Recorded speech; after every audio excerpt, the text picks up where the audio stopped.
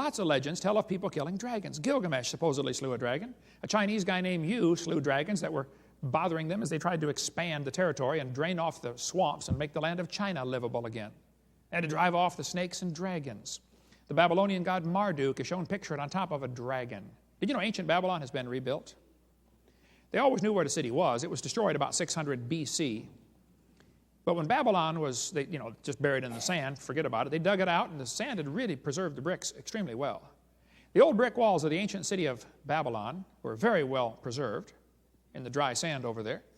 And they found carvings of lions and carvings of dragons.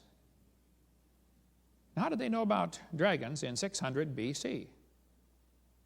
Well, that had been almost 2,000 years since the flood.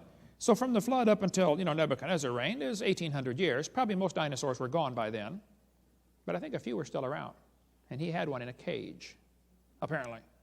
In 300 BC, Alexander the Great reported his soldiers were scared by dragons when they conquered part of India.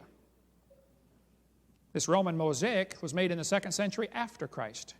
It shows 2 long-necked dragons fighting or kissing. Boy, that would be necking, wouldn't it? Wow. Anyway, how did the Romans know about dragons in the 2nd century after Christ? St. George is famous for slaying dragons in 275 AD. He finally got killed because he was a Christian. Beowulf slew dragons. You ought to try to read the Beowulf story in Old English. But the Beowulf story says Beowulf killed Grendel the dragon by pulling off one of its arms, and the creature bled to death. Strange story. They found a Babylonian cylinder seal showing a guy pulling the arm off a dragon. There are dragon legends from countries all over the world. Ancient pottery, like this one, probably one of the oldest pieces of pottery on planet Earth, from the first dynasty of Egypt, shows 2 long-necked dragons. Looks like dinosaurs to me. Here's another one showing 2 long-necked dinosaurs holding a sheep between their mouths. This hippo tusk was found in an ancient Egyptian tomb from the 12th century BC. Shows an animal with a long neck and a long tail. Why would there be dragon legends from countries all over the world? Thailand has many legends of the dragon. China, of course, is famous for its dragon legends. The gargoyle that you see on the corners of the buildings in Europe, apparently came from the story of a gargoyle, they called it a dragon, that came up out of the water in France. That's where the gargoyle legend comes from. There's a Russian medallion, shows a man killing a dragon. This Bulgarian postage stamp shows a guy killing a dragon. An Irish writer said they killed a dragon with iron nails on its tail.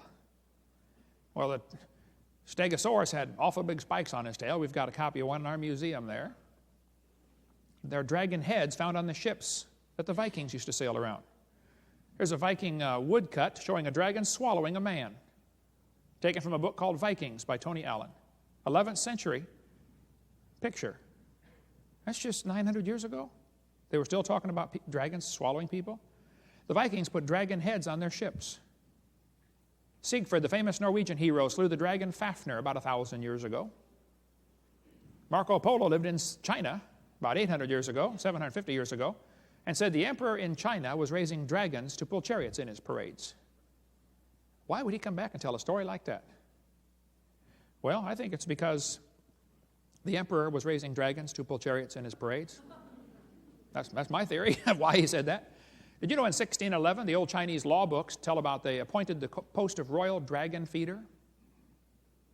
Why do you need a royal dragon feeder? Let me guess. To feed the dragon. Yeah, right. A city in France was renamed Nerluc to honor the man who slew the dragon. The Indians used to carve pictures on the cliffs of Grand Canyon and all the canyons out there. One of the pictures they found shows a dinosaur. Now, how did the Indians know about dinosaurs to carve their pictures on the walls of the Grand Canyon? Well, maybe they hunted dinosaurs. In 1925, some scientists went down one of the canyons out west, just exploring that region, and here's what they wrote. The fact that some prehistoric man made a pictograph of a dinosaur on the walls of this canyon upsets completely all of our theories. Oh, you poor fella. They upset his theories. He said, facts are stubborn and immutable things. If theories do not square with the facts, the theories must change. The facts remain. I agree. That's the way science is supposed to work. You can have any theory you want, but if the facts don't square with your theory, throw your theory away. They would have thrown out evolution a long time ago, except they don't have a replacement theory other than, maybe creation.